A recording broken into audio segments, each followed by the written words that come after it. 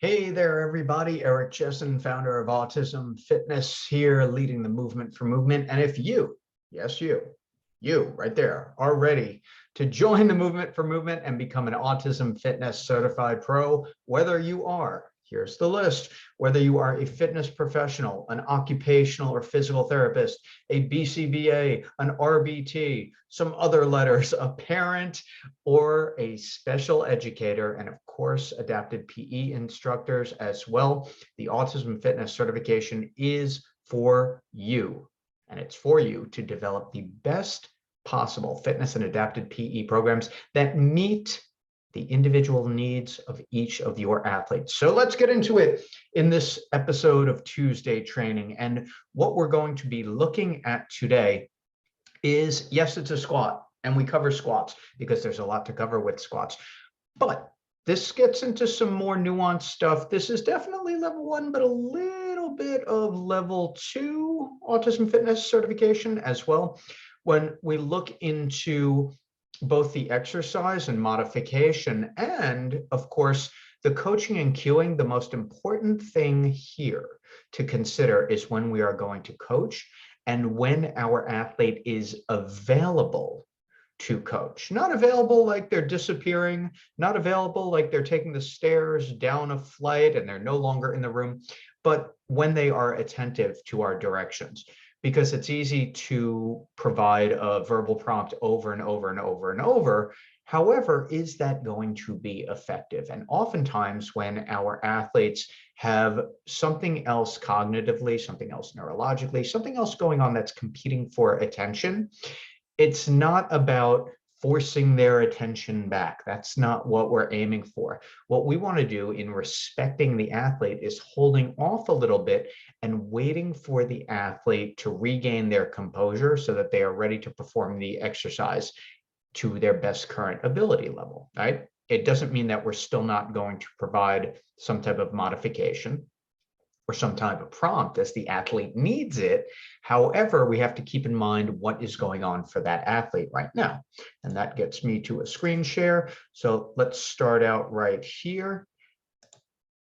Oh, actually, let's start out right here. So we have our athlete squatting, and you can see it's a little bit quick. And what happened there where the feet were a little bit close, and that's why we're getting that fold at the trunk. So now slowing it down, it looks a little bit better. And check out what happens. So there's a jump. Our athlete is really excited. He gets into it. He jumps. Now, a jump, much like a bounce, and this is why we don't do squatting to a stability ball or one of the big Swiss balls, because a bounce or a jump is not a squat. We want rooting. We want rooting, people. We want the athlete's feet firmly on the floor. If we don't have rooting, we're not going to have a good squat. So here, even though the athlete is enthusiastic, even though he is definitely motivated to do the jump, that is not the movement pattern that we are after. All right, so instead of going into ineffective language and coaching, which would be don't do that, or we're not jumping right now, or any of that unnecessary language, focusing on what the athlete is not doing correctly right now, we're going to focus on what they're doing well and resetting, in this case, the athlete into a position where he can be successful. So let's take a look at that. Number 1, there's the big yawn. So number 1, we're going to have the athlete set up his feet in a little better position, right? And that's going to happen in the next repetition here. So we're waiting it out a little bit until the athlete can self-regulate. And sometimes this can take a few seconds. Who cares? It's fine. So now athlete is ready again. So we're setting up those feet. Right now, that's a much better squat pattern. And again, this can take a while too. Even wider with that stance, we get a jump again and another jump. So we're holding off until the athlete is ready to perform the squat effectively. There we go. And you can see now I'm providing some input on how well he's doing the squat. So met with behavior specific praise. And there we go. So during that set, there were a couple things we saw that don't coincide necessarily with best performance. And those things would be the jumping, they would be the trunk folding, which was largely due to the athlete moving quickly, because quick movement, fast movement is not necessarily efficient movement, right? The key to good movement is control, all right? And I think the cat who is entering my office right now would agree with me that fast movement is not necessarily controlled movement. There can be controlled fast movement, but the first thing that we want to do in any strength building exercise is build the control first. So in that squat, we want the athlete to lower efficiently. Lowering their body efficiently means slowly, not so slowly like 10 seconds, but slowly like 3 seconds. All right.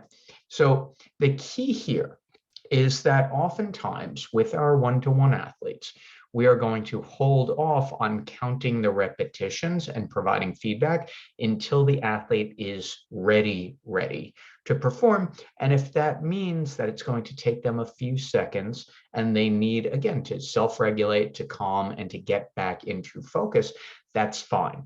The things that we want to avoid are calling attention to it or saying you need to focus.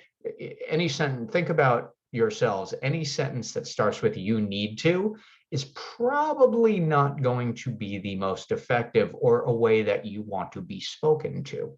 So the same thing for our athletes. Also, we want to wait until they are available, wait until they're ready to focus, and then coach the exercise accordingly. All right. So it's so much more. And again, this is what you get in the autism fitness certification.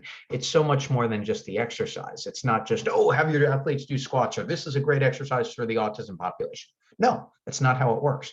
We take the exercises that are most effective. We take the modification or progression of that exercise that's going to work best for that athlete. And then we build the behavior support and the coaching and cueing around the situation. All right. So I hope that's been helpful for you. Again, I am Eric Chessen. I still am, after starting this video and even up to this point, founder of Autism Fitness.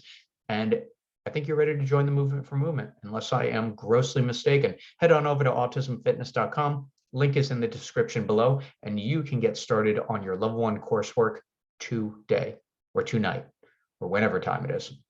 Thanks for watching.